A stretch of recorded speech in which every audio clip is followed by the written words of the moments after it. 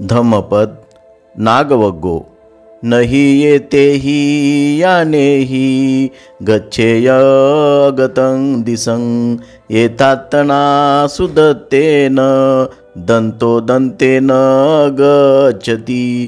या वाहनांच्या द्वारे कोणी न गेलेल्या दिशेला निर्वाणाला जाऊ शकत नाही, पण स्वतःचे दमन केलेला दांतपुरुष दमनाने तेथे जाऊ शकतो।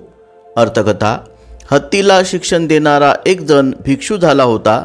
एकदा तसले काम करणाऱ्या एका शिक्षकाला हत्तीला ताब्यात ठेवण्यात अपयश येत असल्याचे त्या भिक्षूंच्या लक्षात आले।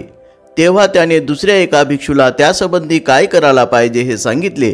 हत्तीला शिक्षण देत असलेल्या शिक्षकाने ते ऐकले आणि त्याने तो उपाय करून त्या हत्तीला ताब्यात ठेवण्यात यश मिळवले।